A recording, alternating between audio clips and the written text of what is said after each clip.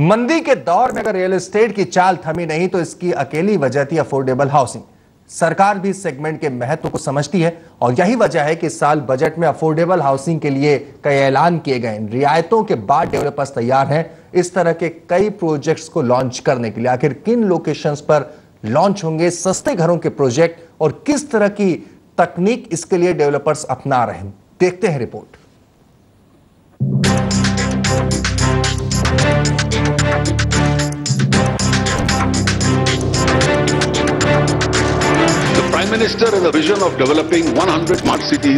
Budget 2014 में real estate के खाते में काफी कुछ आया है। सबसे ज्यादा फायदा मिला है अफोर्डेबल हाउसिंग को। इस सेगमेंट ने मंदी में रियल एस्टेट को सहारा दिया है। अब सरकार ने इस सेगमेंट के लिए कई ऐलान किए हैं जिससे डेवलपर्स सस्ते घर बनाने की योजना पर काम करें और लोगों को कम कीमत के घर मिल सके। डेवलपर्स का भी मानना है कि बजट हाउसिंग लोगों के घर के सपने को पूरा करने के साथ ही रियल एस्टेट के लिए भी फायदेमंद साबित हो सकती है। देखिए, जो ये अफोर्डेबल और लो इनकम ग्रुप के जो फ्लैट कोई भी सिटी के अंदर आ रहे हैं, ये मिडिल क्लास ग्रुप के लिए, सर्विस क्लास ग्रुप के लिए एक बहुत अच्छा कदम है सरकार का।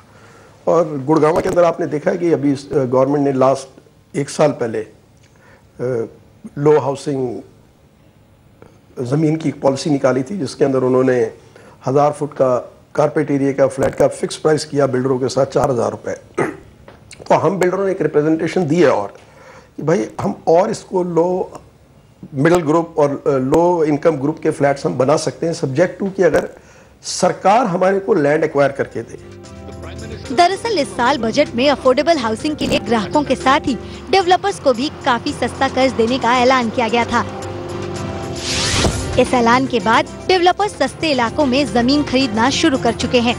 इसके साथ ही सस्ती तकनीक को भी डेवलपर्स अपना रहे हैं जिससे सस्ते घर बनाए जा सके।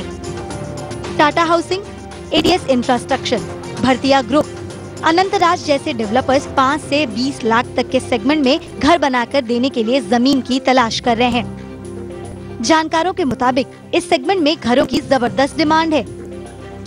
हाउसिंग मंत्रालय के मुताबिक भारत में 1,90,00,000 घरों की कमी है। इसमें से 96% निम्न आय वर्ग के लोगों की जरूरतें हैं। सस्ते घर बनाकर देने में सबसे बड़ी दिक्कत जमीन की कीमतों की वजह से आती है। इसके साथ ही कॉस्ट ऑफ कंस्ट्रक्शन को भी काबू में रखना बेहद जरूरी होता है। बिल्डर्स के सामने इस सेगमेंट की जरूरतों को पूरा करने के लिए जमीन की तलाश करना बेहद चुनौतीपूर्ण काम है, जिससे वो इस कीमत में लोगों को घर बनाकर दे सके। इस तरह की जमीन ज्यादातर शहरों से दूर है, जहां पर ट्रांसपोर्ट सुविधा नहीं है। इस सेगमेंट में डेवलपर के लिए ये भी ध्यान रखने वाली बात है कि कॉस्ट ऑफ कंस्ट्रक्शन काबू में रहे, जिसके लिए नई तकनीक अपनाना जरूरी है। टाटा हाउसिंग ने इस सेगमेंट के लिए लॉन्ग टर्म रणनीति अपनाई, जिसके तहत बैंगलोर में प्री कॉस्ट प्लान लगाया गया, जिसमें एक घर को वहीं बनाकर साइट पर असेंबल कर दिया जाता है। ये तकनीक घरों को बनाने का बेहतरीन सिस्टम तो है ही, साथ ही फैक्ट्री में घर बनने से वक्त और पैसों की बहुत बचत होती है। पारंपरिक तकनीक से जहां घर बनाने में 3-4 साल लगते हैं, वहीं ये तकनीक महज 2-3 साल में प्रोजेक्ट को बनाकर तैयार कर देती है। ये 1 साल की बचत लागत को कम कर देती है। जानकारों के मुताबिक कोरिया, मैक्सिको और दक्षिण अफ्रीका में मास हाउसिंग का चलन काफी मजबूत स्थिति में है। देसी कंपनियां भी इन देशों के मॉडल्स को समझकर वहां से भारत के लायक तकनीक को अपनाने पर विचार कर रही हैं। डेवलपर्स का भी मानना है कि जमीन की कम कीमत और टैक्स का कम बोझ अफोर्डेबल हाउसिंग को बढ़ावा देने में मददगार होगा।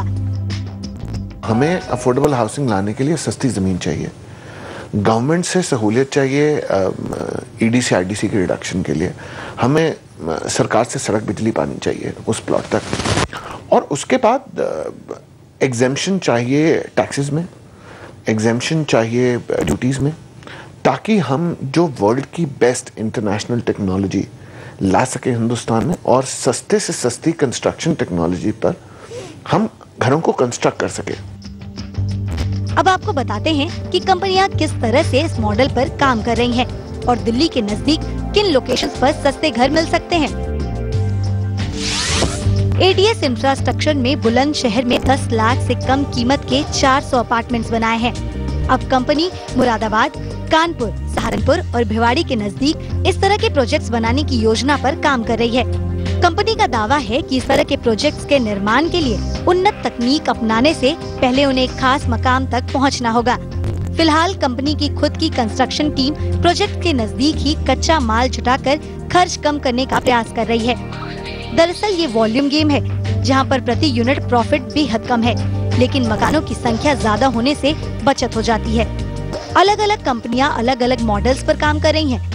अनंतराज ग्रुप ने राजस्थान सरकार से कम कीमत पर जमीन हासिल कर इस तरह के प्रोजेक्ट्स निमराना में बनाए हैं, लेकिन इसमें शर्त ये थी कि घरों की कीमतें एक लेवल से ऊपर नहीं होनी चाहिए।